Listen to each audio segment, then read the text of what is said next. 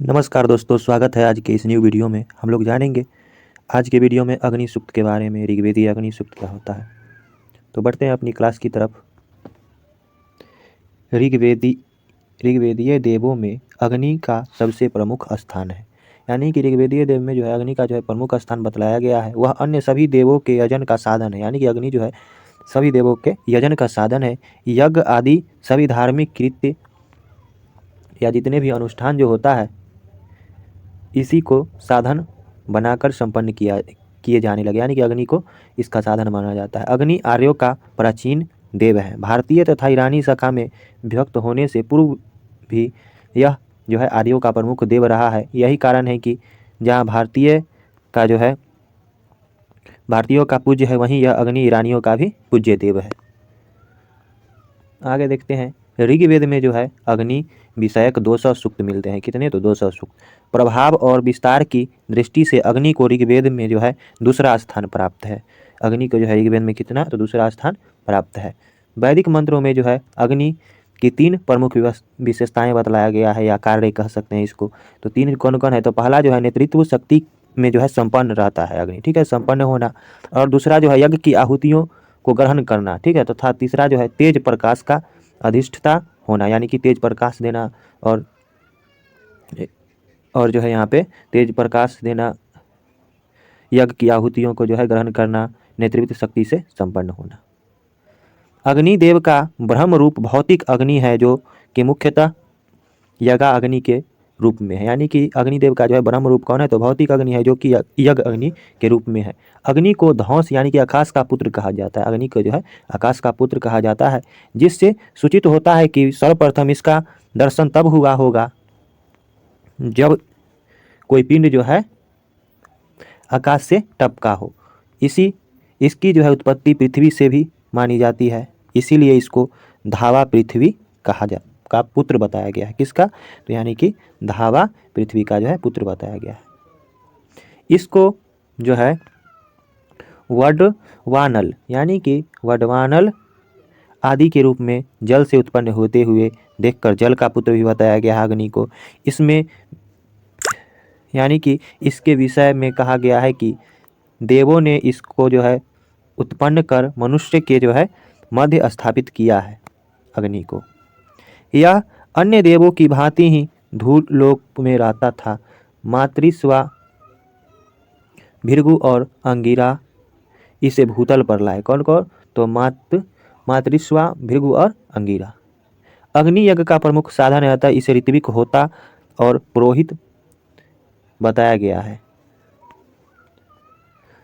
यह यजमानों के द्वारा जो है विभिन्न देवों के उद्देश्य से अपने प्रक्षिप्त हविष को उनके पास पहुंचाता है। यानी कि कोई भी देवता को जो है आहुति डाला जाता है यज्ञ में, उसको जो है पहुंचाता है देव के पास। अतः यह देवदूत, हव्यवाट एवं हव्यवाहन आदि नामों से भी अभिहित किया जाता है, इसको जाना जाता है। अन्य वस्तुओं से संपृक्त होकर उत्तरोत्तर प्रज्वलित और दीप्तिमान होने के कारण इसे संविधान कहा जाता है। ठीक है, क्या कहा जाता है?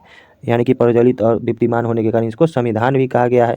यह बल से लकड़ियों को रगड़ कर उत्पन्न किया जाता है, यानी कि बल से लकड़ी को रगड़ के या पत्थर में पत्थर रगड़ के।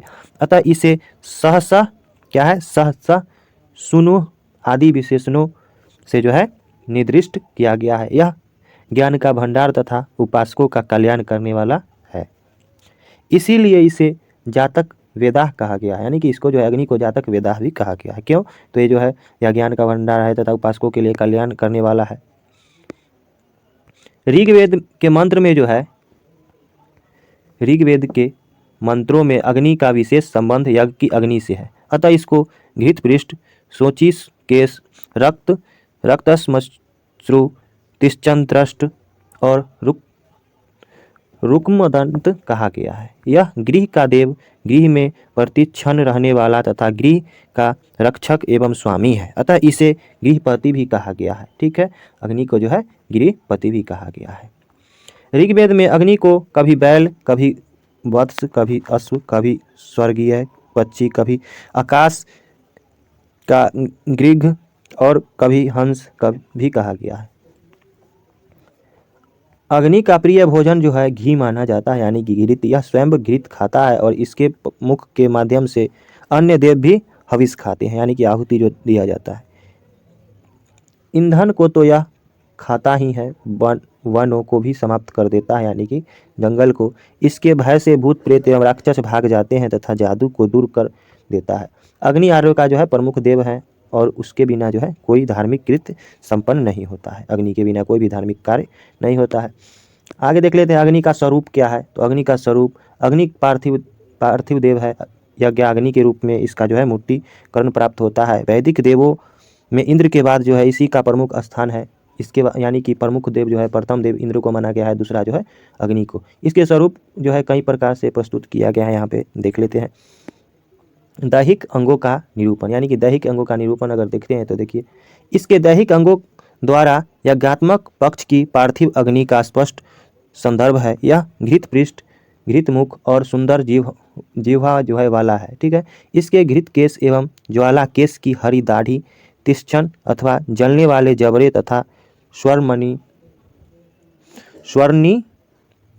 जो है उज्ज्वल अथवा लोहे के समान दांत है। एक बार इन्हें पादविहीन एवं सिरविहीन कहा गया है, यानी कि इनको जो है पादविहीन सिरविहीन भी कहा गया है। मनुष्य के कल्याण के लिए यह देव अपने हाथों में अनेक उपहार धारण करता है, यानी कि इसके जो है दैहिक अंगों द्वारा यज्ञात्मक पक्ष की पार्थिव अग्नि का स्पष्ट संदर्भ है। यह घृत पृष्ठ, घृत मुख, यानी कि मुख जो है घृत मुख है और सुंदर जिह्वा वाला है। इसके घृत केश एवं ज्वाला की जो है केश की है, ठीक है, और हरी दाढ़ी होता है। हरी देखते होंगे आग लगता है तो उसमें से हरा कलर का निकलता है, तो ये हरी जो निकल है हरी दाढ़ी है। तीक्ष्ण अथवा जलता जो है उसको जबरों लाल, उसको जबरा कहा जाता है। जहाँ से प्रदीप्त होता है उज्ज्वल अथवा लोहे के समान जो लाल हो जाता है वह दांत कहलाता है, ठीक है। कार्य की दृष्टि से पशु पक्षियों से तुलना किया गया है। इस तुलना में अग्निदेव के व्यक्तिगत रूप की अपेक्षा इनके कार्य को ही सृष्टि में रखा गया है। इसे प्रायः एक वृषभ कहा गया है। जब वृषभ अपने तीक्ष्ण सींगों को हिलाता है तो इसका पकड़ा जाना कठिन है। अग्नि को अप्रत्यक्ष रूप से अश्व ही कहा गया है। इसकी पूंछ जिसे वह अश्व की भांति जो है हिलाता है, यानी कि निश्चय ही इसकी ज्वाला है, यानी कि पूंछ को जो है ज्वाला कहा गया है। इसके अतिरिक्त अग्नि के पक्षी के समान यह आकाश का उत्कृष्ट पक्षी अथवा एक दिव्य पक्षी है। यह वनों पर उसी प्रकार अधिकार रखता है जिस प्रकार एक पक्षी वृक्ष पर बैठता है। अग्नि की जड़ पदार्थों से तुलना, सूर्य की भांति यह भी स्वर्ण के समान है। यह जब यह अपनी जीभ फैलाता है तब यह एक कुठार की भांति हो जाता है। यह एक रथ के समान है जो समाप्ति जो है लाता है। इसकी धन से तुलना की गई है, यानी कि धन से भी तुलना किया गया है। आगे देख लेते हैं अग्नि का भोजन क्या है। तो लगरी है, घी है इसका भोजन। इसके मुख में डाले हुए घी से ये पुष्ट होते हैं अपने, यानी कि अग्नि में जब घी डाला जाता है तो ये पुष्ट होते हैं। अपने तिष्ठन दांतों से यह वनों को जलाता है। यह सर्वभक्षी है जिसे दिन में 3 बार भोजन दिया जाता है। अंधकार का विनाश, यानी कि अंधकार का विनाश जो है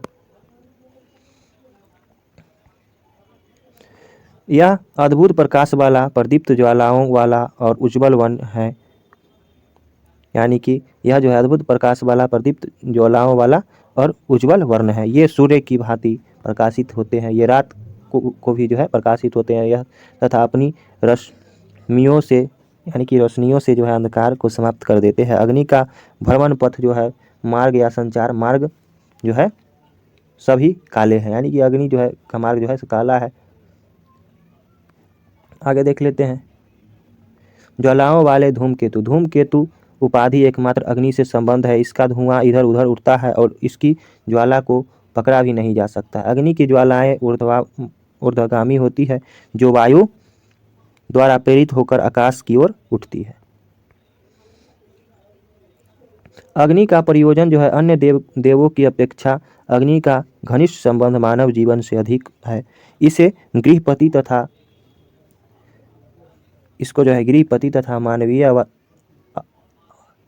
आवासों का अतिथि कहा गया है। अग्नि का प्राचीनतम प्रयोजन दुष्ट आत्माओं और आक्रामक अभिचारियों को समाप्त करना है, ठीक है, या दूर भगाना। अपने प्रकाश से राक्षसों को भगा देने के कारण ये रक्षोहन कहे गए हैं। देवों की प्रतिष्ठा अथवा स्तुति करने के लिए अग्नि का नित्य आवाहन किया जाता है। ये यज्ञ को सिद्ध करने वाले हैं। इन्हीं कारणों से इनके स्वरूप की यही विशेषता है, यानी कि अग्नि का स्वरूप की विशेषता जो है यही है। तो हम लोग देखें कि अग्नि का जो है भोजन क्या होता है, तो घी है। और अग्नि का आकार कैसा है, स्वरूप कैसे हैं। ऋग्वेद में जो है अग्नि के 200 सूक्त मिलते हैं। इनका जो है अग्नि का जो विशेषता 3 बतलाया गया है।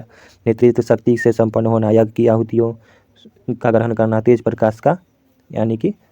और देखे थे कि इनको जो है भूलोक पर कौन कौन लाया, तो मातृस्वा, भृगु और अंगिरा इसे भूतल पर लाए।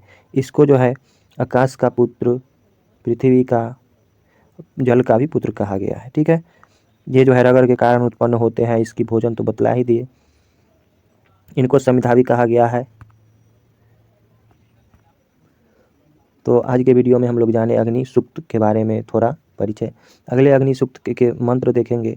तो आज के लिए इतना ही दोस्तों, मिलते हैं अगले वीडियो में। अगर वीडियो अच्छा लगता है तो लाइक कर दीजिए, सब्सक्राइब कर दीजिए और अपने दोस्त के साथ शेयर कर दीजिए। नमस्कार।